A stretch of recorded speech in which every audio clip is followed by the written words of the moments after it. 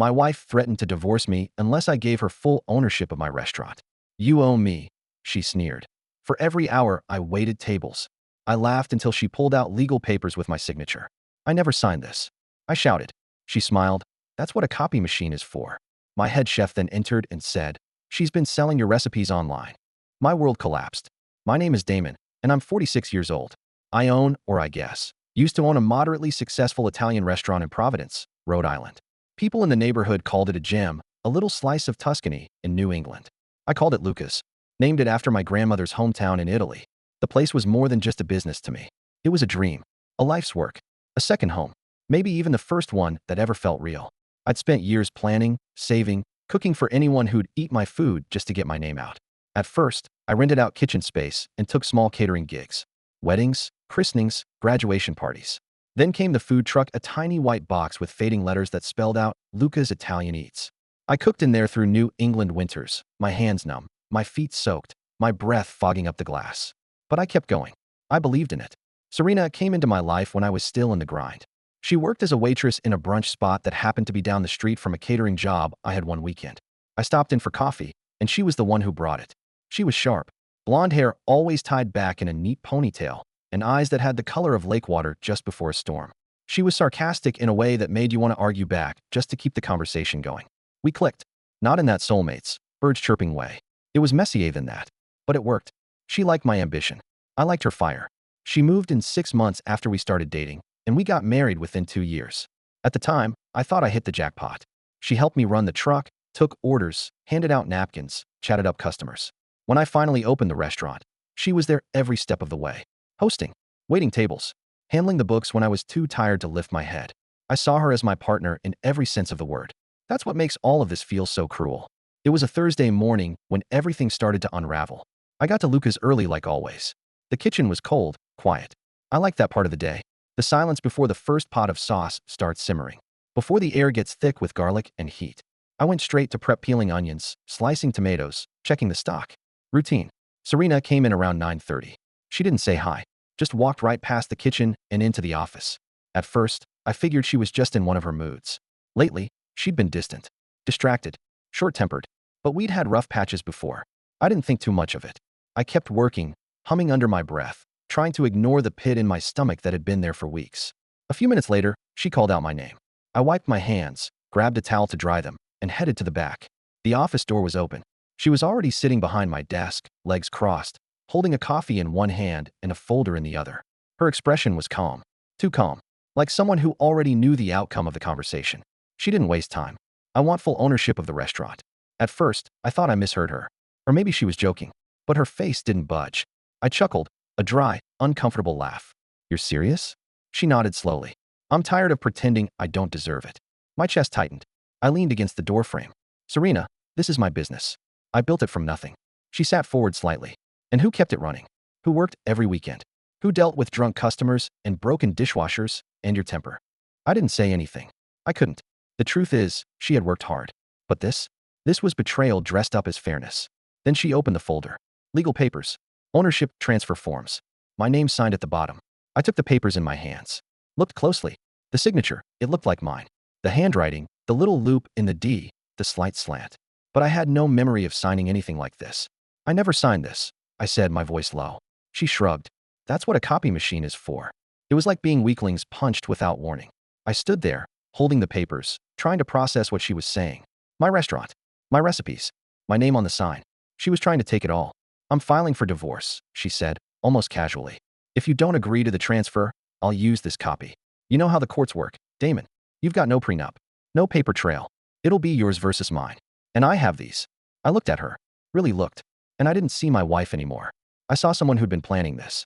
Strategizing. Lying next to me at night, knowing what she was going to do.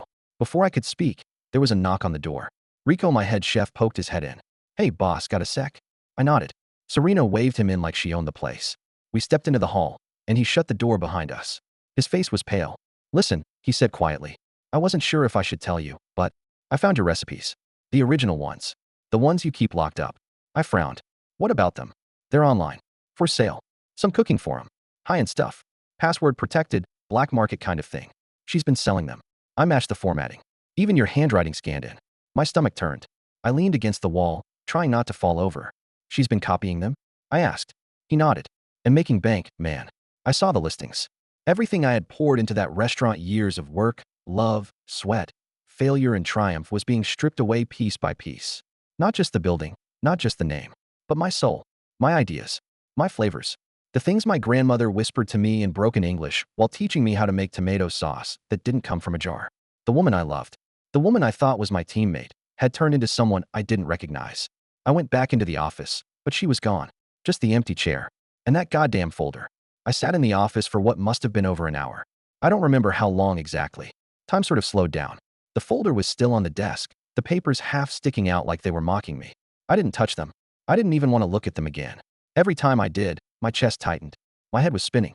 I kept going over conversations we'd had in the past few months, how she'd suddenly started staying late at meetings, how she asked to reorganize the filing cabinet where I kept recipe drafts, the time she encouraged me to let her handle the business side to ease my stress. It had all seemed like help. Love, even. But now I could see it for what it really was. Planning. She'd been laying the groundwork. I walked out of the office in a daze. Rico looked up from the prep table, but he didn't say anything. He just nodded at me, like he already knew not to push. The day went on like a blur. Orders came in. Pasta was made. Customers laughed at tables, sipped wine, clinked glasses. And I was standing there, going through the motions, my mind somewhere else entirely. Every plate that left the kitchen felt like a part of me slipping away. Around 3 p.m., I finally sat down and made a call to my lawyer, Harold. He'd helped me incorporate Lucas years ago. Old school guy, smoked cigars he never lit, and always had a pencil behind his ear, even though he didn't write with it. Harold, I said the second he picked up, I need you to come by the restaurant. Today. He must have heard it in my voice, because he didn't ask questions. Said he'd be there by 5. When he showed up, I handed him the folder. He flipped through the pages slowly, his brow furrowing deeper with every one. Looks legit, he muttered. But you're telling me you didn't sign any of this? No, not a chance. He leaned back, rubbed his forehead. Then we've got a problem. A big one. This isn't just some napkin with a scribble. These are copies of official docs, notarized, time-stamped. If she forged these, she did, I said firmly. He nodded slowly.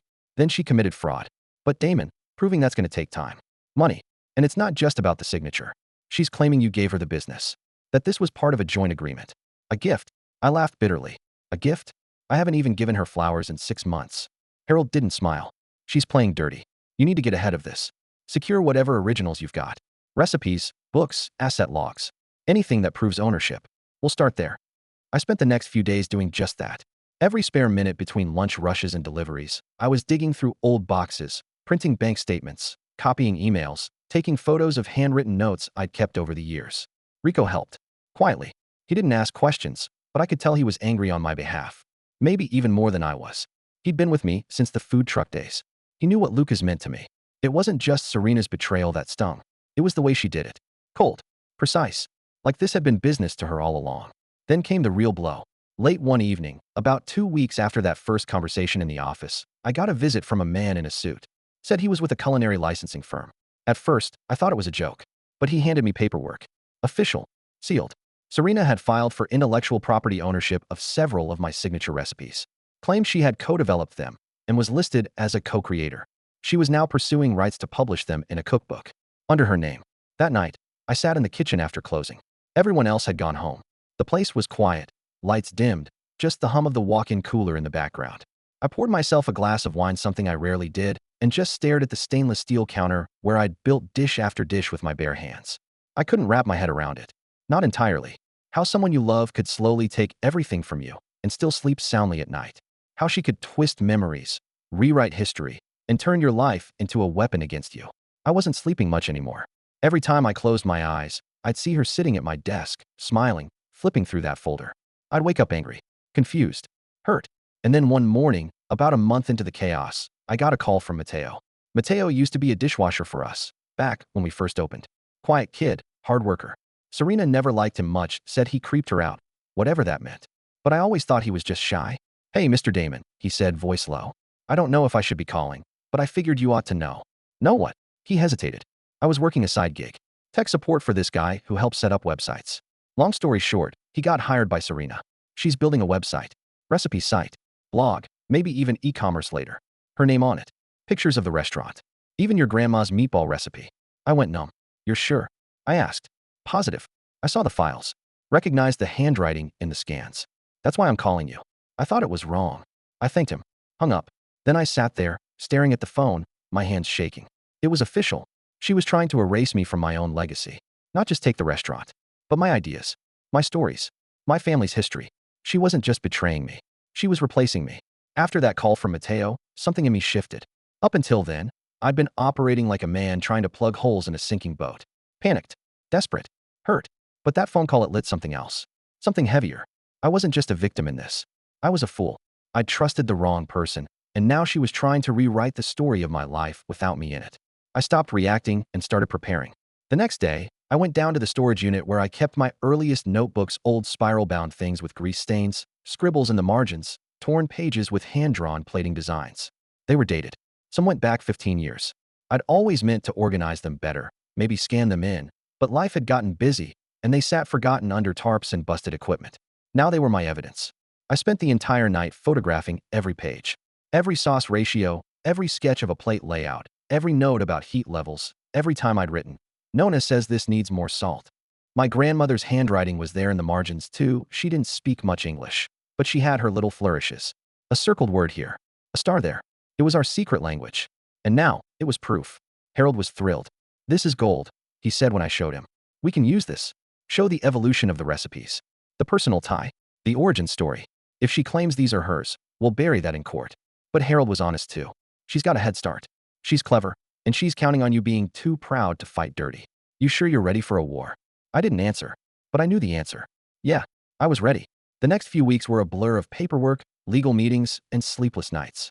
But I kept showing up at Luca's every day. Part of it was necessity, the place still had to run. But another part of me refused to give her the satisfaction of seeing me crumble. I wore the same apron.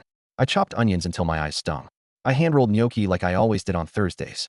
Customers came and went, blissfully unaware that the man plating their eggplant parmigiana was going through a slow-motion implosion. Rico was my anchor through all of it, quietly loyal. He started watching the back office like a hawk, checking inventory more often, even going through the trash at one point just to make sure no notes or receipts had gone missing. We never talked about it. He just started doing it, and I let him. One night, he stayed late after everyone else had clocked out. I was mopping the kitchen. He pulled a crumpled piece of paper out of his pocket and handed it to me. "Found this wedged under the filing cabinet," he said.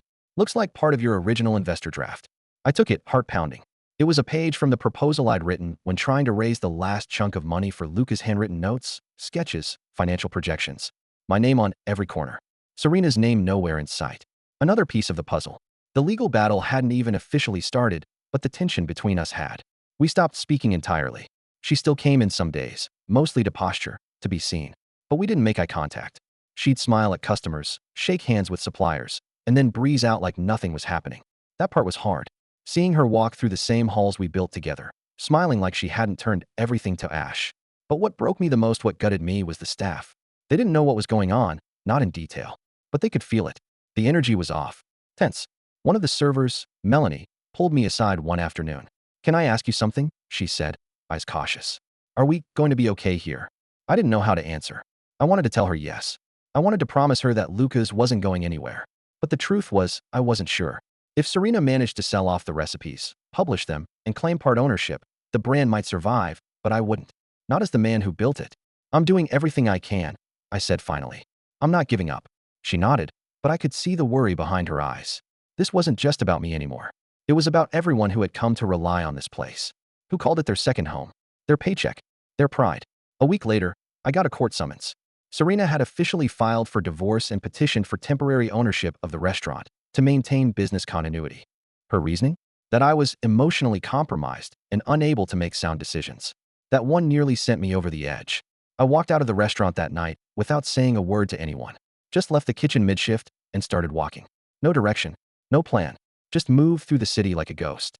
Down Wickenden Street, past the old parks, the tiny bakery where I'd bought our wedding cake. Everything felt tainted. Like every corner held a memory that now felt fake. Eventually, I sat down on a bench outside a closed bookstore. My hands were shaking. I don't know how long I sat there. Long enough that it started to drizzle.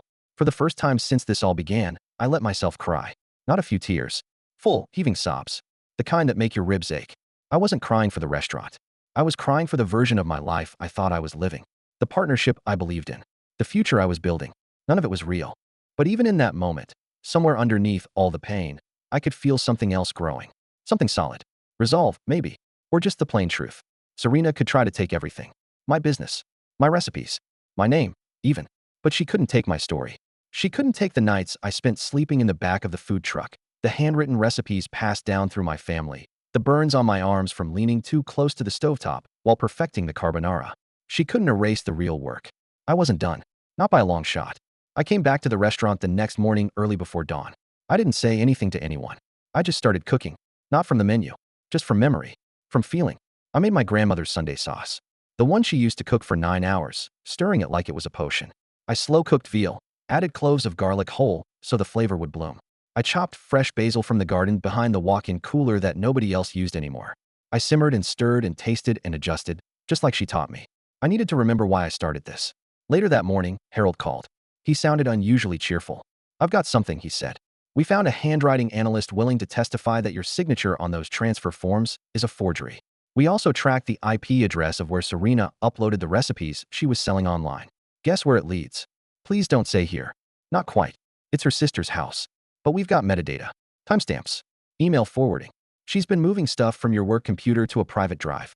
We're building a case for intellectual property theft." That was the first time I allowed myself to feel hope. By now, most of the staff knew something serious was going on, though I still hadn't told them the whole truth. But Rico knew, and one morning, he came in with a glint in his eye and said, "We should hit her where it really hurts." I looked up from the counter. "What do you mean? She wants your recipes? Let's give her some." I blinked. "You want me to let her win?" "No," he said. "I want you to rewrite the playbook. Give her fake recipes. Close enough to look real, but off just enough to ruin a dish if someone tries to use it." I stared at him for a moment. The idea felt dirty. Petty, even. But then I thought about her selling my life's work to strangers. About her website with my grandmother's food. About her smiling like she'd already won. I nodded. "Let's do it." Over the next week, we compiled a decoy recipe book. Every dish tweaked in subtle, critical ways, flour ratios adjusted, key ingredients left out or substituted. The kind of changes that would ruin a plate for any serious cook. I even printed them on the same letterhead, added scribbled notes in my handwriting, and left the folder on the desk in the back office. I knew she'd come sniffing eventually. And sure enough, 2 days later, I caught her. She came in late around 7 p.m. while the dinner crowd was loud and distracted. I was in the kitchen when I saw her on the security feed, sneaking into the office. When she left 10 minutes later, the folder was gone. A week after that, I heard whispers through a friend in the industry that someone had tested Luca's recipes for a catering job and the reviews were terrible. "Everything tasted off," one person said. "We thought the cook screwed it up, but the client said she followed the instructions exactly." Rico and I didn't say anything. We just kept working. Then came the court date. Serena arrived with a team of lawyers and a smug smile. She sat across from me like we were strangers. Cold, focused, calculating. I showed up with Harold, a box full of evidence, and the calm of a man who had stopped playing defense. It was a long hearing. She tried to paint herself as a co-founder, said she'd saved the restaurant by giving up her own career. She even pulled out printed versions of the recipes she'd stolen, claimed she helped write them. That's when Harold stood up and smiled. "Your Honor, we'd like to introduce a culinary expert witness," he said, "to discuss the accuracy of those very recipes." We brought in Chef Mariana Bellucci, a local legend with a reputation for being cruelly honest. She'd owned a Michelin-starred spot in Boston, and everyone in the room knew her. She took one look at Serena's recipes and scoffed. "This is nonsense," she said. "These ingredients don't even make sense together. Anyone who understands Italian cooking would know this sauce would break." The judge raised an eyebrow. "You're saying these were not written by a professional?" "I'm saying," Mariana said, "that whoever wrote this doesn't know the difference between bucatini and linguine." The room went quiet. Serena looked stunned. Her mouth twitched, like she wanted to argue but couldn't find the words. Then Harold dropped the final incendiary shell, the original notebooks. Photos, timestamps, handwriting analysis. Proof that the recipes had existed years before Serena ever walked into my life. Metadata from her sister's house. Tracking data from the online recipe sales. The fake signatures. The fraudulent transfers. By the end of the hearing, the judge leaned forward and said, "Mrs. Calhoun, you are ordered to cease all use of Mr. Mancini's intellectual property effective immediately. Furthermore, the court finds that the evidence suggests deliberate deception, and I am referring this to the state attorney for further investigation." I didn't smile. Not right away, but my heart felt lighter than it had in months. The divorce finalized soon after. She got a financial settlement, not nearly what she hoped for. No stake in the restaurant. No rights to the name, the recipes, or the branding. And her precious website? Taken down, legally blocked. Lucas was mine again. But something had changed. After everything settled, I took a long weekend off. First time in years. Went up to Vermont. Sat in a quiet cabin with no phone, no recipes, no fire to put out. Just silence. When I came back, I made one more change. I invited the staff into the dining room and made an announcement. I was restructuring the business. Going forward, every employee from dishwashers to chefs would get a share of the restaurant's profit. Not a huge cut, but enough to make them part owners in spirit. I nearly lost everything, I told them, because I forgot that this place only works because of all of us. There were some teary eyes. Even Rico looked misty. I changed the menu too. Not much, just enough to make it feel fresh. I gave credit where it was due, named a pasta after Rico, a dessert after my grandmother. I told the story on the back of the menu. The real story. As for Serena, last I heard, she tried to start a coastal fusion restaurant in Newport using watered-down versions of my dishes. It flopped within 3 months. Apparently, the sauce still tasted off.